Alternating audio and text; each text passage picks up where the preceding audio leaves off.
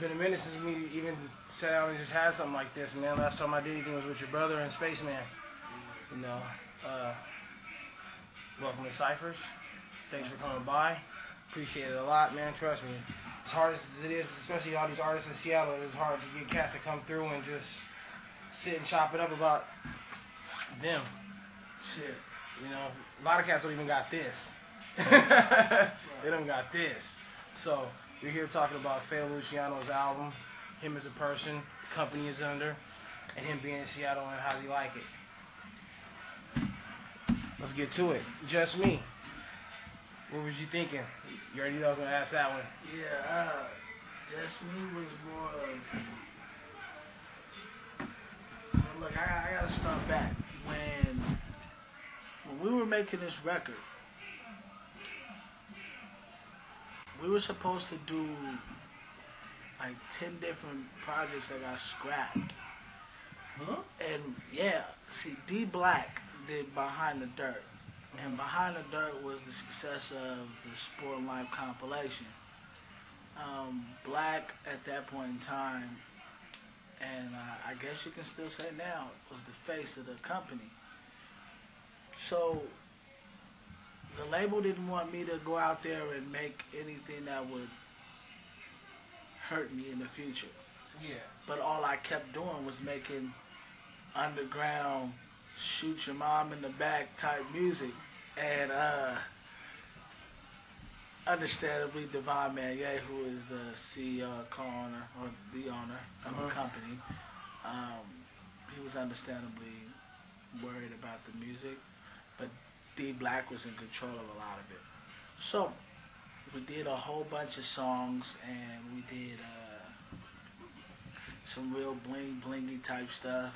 I always loved jewelry, you know what I'm saying? But we did some real blingy type stuff. We did some old corny pop Nelly type stuff because I can do corny pop Nelly. Yeah, really, like seriously. I can do a number of different things, and I think what determines a good artist from just a rapper is knowing what fits you. Just Me was at a time in my life where I was just so filled with pain, and musically I didn't know what the hell to put out. I didn't know if they wanted me to be a grown-ass Bow Wow. I didn't know what the fuck they wanted me to do. But my label is a good label, and they told me that at the end of the day, you know, unleash it on them. Be you. Don't try to be Brother Lynch. Don't try to be Pac. Don't try to be 50. Don't try to be all these guys. Just do you. And I did, and I did the intro the way I did it because I rep the town. I rep Seattle, Washington, when I was born. At the same time, I want people to know I'm not claiming to be something I'm not. I'm a Seattle nigga though. I'm a Central District nigga. You can catch me on Cherry. My residue's all on Cherry. You know what I'm saying? But I just wanted to tell that side of my story and try to give it to people just raw. If you listen to that song, there's really not a lot of cuts like yeah, that. You know, it's not watered down. You're speaking you. You can feel the emotion. I can relate to what you're saying. It's not that maybe it is here, maybe it isn't. I know what it is. I can relate. I'm from the Central, 23rd Union. Yeah. So I can relate. So I know when you're speaking, it's like it's not mainstream, but it can be. Right. It actually can. How can I say this without incriminating myself? I'm a disciple of learning. I'm a young man in search of growth and development. So any of my real brothers of the struggle out here know exactly what I'm talking about. When I live, when I breathe, everything is for a reason. So when you do, and fuck it, when you commit a crime, it has to be reasoning behind that. My reasoning is because I can't sit up here and look at my son and say, you know, Daddy tried. You know, I can't look at my daughter and be like, you know, Daddy wanted to do something good for you. You know, I flash on his or her mom. I mash a nigga out in the streets, and I done did it all. You know, I done sold dope and shit, but it just wasn't for me. So I wanted to make a song that reflected everything that I'm trying to do. When I try to rap in definitions. Like, Jeopardy gives you the answer and wants you to guess the question. So just imagine if my raps were a dictionary, but there were no words. It was just definitions. So it's up for the listener. It's up to the listener to get what I'm talking about. And a lot of times they can. Instead of me trying to do my cannabis thing, you know, and just spit a whole bunch of stuff, if I break it down to the essentials, to the basics, you know, but still leave mysticism behind it, then it pulls them in, so that they're gonna. It's not just like it's one thing to see your neck piece. It's another thing to go, hey, are them real black diamonds? Right. I can understand. So it's like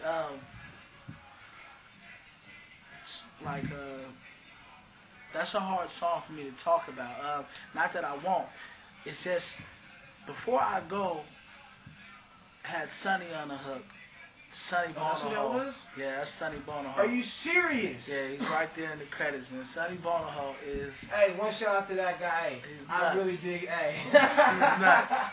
That's my guy. Okay, that is nice. And a lot of people don't realize that Sonny is futuristic with a lot of things he's doing. And that song, although it's talking about my past, is futuristic because people need to realize this album is 3 years old.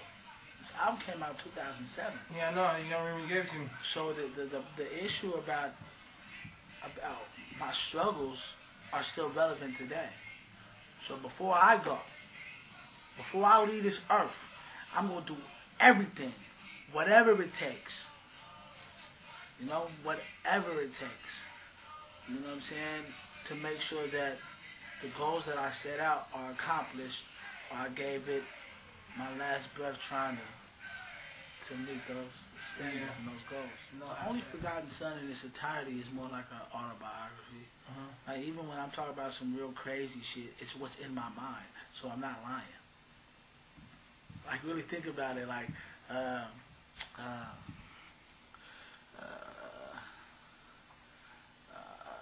I say son. Rick James on the mic. Dope, bitch, niggas don't get it. Slow flow, like so cold, so lifted. You know? When I rap, it's like taking a shot of that hard liquor, but it's smooth. It's like, and then I'm in a whole nother area. You know? I say, vision my last approach, focus, the end of the world, my last ride, at last my eyes closing. Killing off my enemies easy, believe me, my whole demeanor fucked up, guns up, greasy. That's how I'm feeling at that time. So I'm trying to paint a picture, and you're like, man, that shit ain't going on for real. What it is, it's going on inside of me. Even if it's not inside of you, somewhere somebody is walking like, who is this man talking to me? You know what I'm saying? So I want to ask you, how did you feel about opening up for Red Meth? Really? How did you feel about that? We were there. Red Man and Method Man. They're really dope. Talking shit, I remember that. Dig this. The dopest part is when they got on stage and they was like, you know, these guys is cheating you. You know what I'm saying? I think it was the we got that on tape. I don't know if it was Rottweiler. No, I don't think it was Rottweiler. J Bars. Yeah. No, they got up there and it was like these guys cheating you. They up here and they rapping. They got their voiceovers.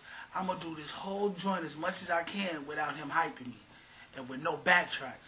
And it was the Rockweiler. You know what I'm saying? The joint. And it was like dun, dun, dun, dun, dun, and he just went in there, and it showed me that when you're in front of the right crowd, sometimes showmanship is better than being technical. And I think that was what I took out the most from there. Besides the fact that it was the second show where a lot of promoters and people were trying to tell me, "Oh, don't worry if you get booed." What? Booed? You know, don't worry, Fado. You know, you might get booed because these are loyal fans of Wu-Tang and Redman and Method Man, and they don't worry about it. That show was great. It was a great honor. I give credit to Sport Life Records, best record label, period. But I'd be lying if I told you that I wasn't in the best situation I could be in Seattle. I think that I don't even want to go into that. Nah, I got to, because I'm me. A lot of these dudes look at our label and look at their label and think they got it better off. But everything in our record company actually comes from the music. Hint. Hint. Preach. You know, Yeah. we're not going to sit up here and floss $1,000 chains and walk around and all kinds of shit and get indicted, you know, hit, you know, fronting like because you got the most money at this point in time that your record label's that successful, when we really know, you know, a lot of dudes is doing this little pimp thing, a lot of dudes is out here selling this shit, you know, hint, I ain't no snitch, I ain't gonna say no names, you know, I'm an official dude. I hear what you're saying. So it's my the record business label, versus the exactly. hustle. You know, it's When you one put thing your to- hustle right there, and then you want to cover it up for the authority, and you want to cover it up for these guys and say it's the business, that's cool. Don't do it to us, though. Yeah. Because we know. We know. Homie, you ain't sold a record in front of Westlake during the Torchlight Parade, and you over here yapping. You know what I'm saying?